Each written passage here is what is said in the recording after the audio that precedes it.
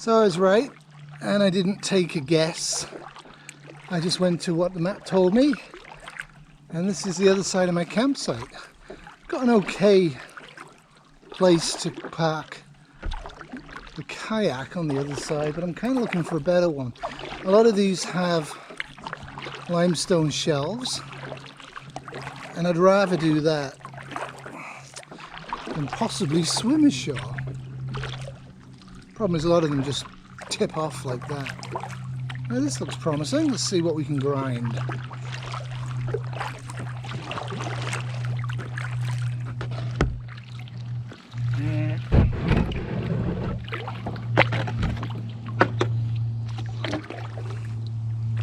Nope. I'll go in the way we first went. That was bad kayaking. I'm getting tired at this point. Judgment's impaired, etc., etc. That's why I stopped with about literally half an hour to go and had a half-hour rest break. Had a couple of Lara bars, drank some water. Civilization.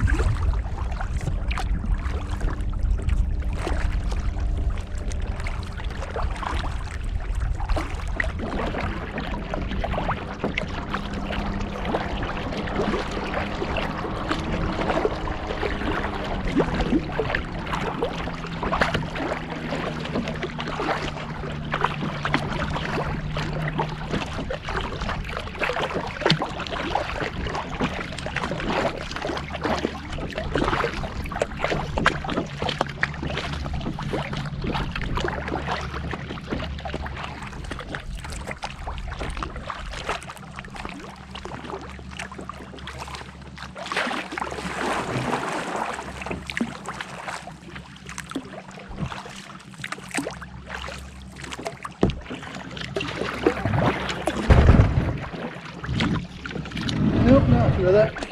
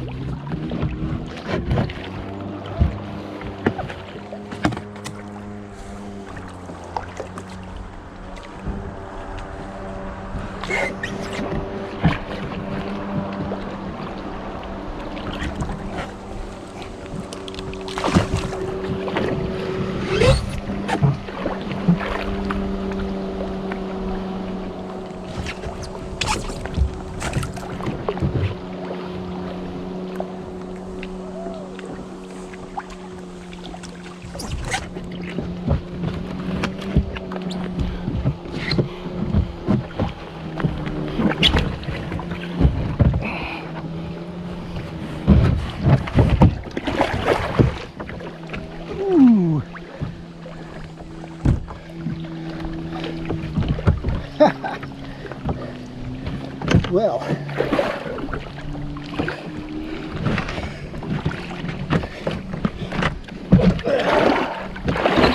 get this out before the slip hits us.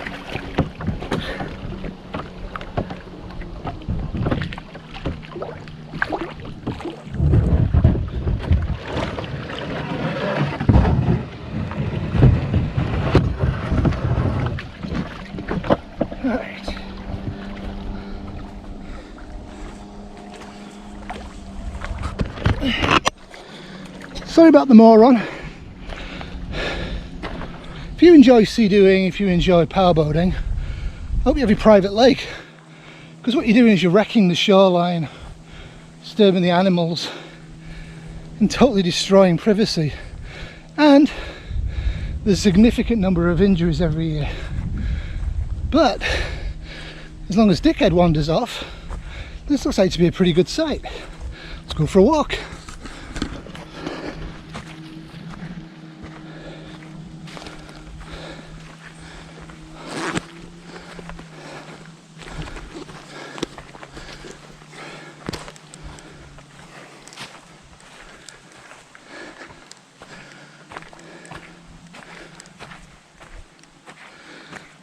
There's an erratic. Brought down the last ice age, carved all these valleys out. And there's the toilet.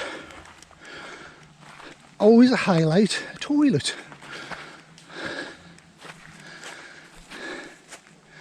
As you can see, where there's no trails, you're not going far in this bush.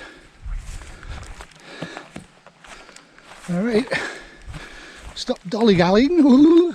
Okay,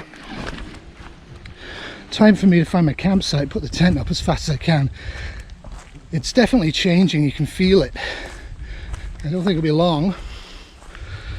Get the tent up, have a swim, that's my plan. Yeah, just taking the camp down, getting it all sorted out. Getting stripped away, getting ready to kayak out. I did finish Butcher's Crossing last night. Interesting book, quite nihilistic. Just topping up my water for the journey, and everything gets packed away good and tight. And when I get home, I'll have to unpack everything and make it all beautiful again. Yeah, the BioLite works fine. Instafire, completely unimpressed. Very, very unimpressive Instafire. If I pay money for something, now I kind of expect it to work, right? Like the whole point of Instafire is that you make a little pyramid of it. It's supposed to be 4 in a container, and I did use 2. I doubled the amount. But even if it's windy and if it's snowing and it's galing, provided you've got some shelter on the pot, it should be safe to use, and it should ignite for you, and you shouldn't have a worry about it. I mean, you're carrying a fairly big packet in your pack. Anyway, I don't know, what do you guys think? Have you guys actually used it, or are you just going by what the free samples were sent to you that coloured your opinion and did it in your garden? Like, has anybody used Instafire on mountains or hikes, through hikes? Loon, I was very unimpressed. Anyway, sorry Instafire, send me some if you want from a further review, or tell me where I was going wrong. But the packets that I got were from a pocket box, so there is a chance that they were expired, though I couldn't tell that. And if they were, shame on Instafire for supplying them, and shame on a pocket box for giving them.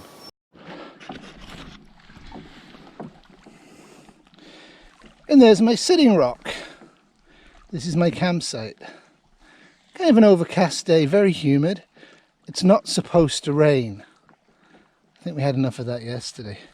So what I'm doing is I'm just going round a massive lake, not the entire lake, but a massive part of it that I haven't been to before. I'm going to poke around. And I actually found a much better place to get off the kayak here, because this is a great place for Kitty, but she'd have a real problem getting out of the kayak. So I'm going to go and look at that. So the calm after the storm, kayak got moved a little bit, but I put it way out of the water. It's now moved over to the west. You can see it. And the birds are singing. And very soon, the mosquitoes are going to come out and have a little bite. But yeah, that was a summer storm in Ontario. Some spectacular lightning, long rolling thunder for hours, total pour down. So you can see the tent came through it, nothing even loose, but you can see the volume of water just smashing into it. When I was out earlier on here doing the filming, a gust hit me and I almost fell in. I didn't catch that on camera, but it would have been a disaster.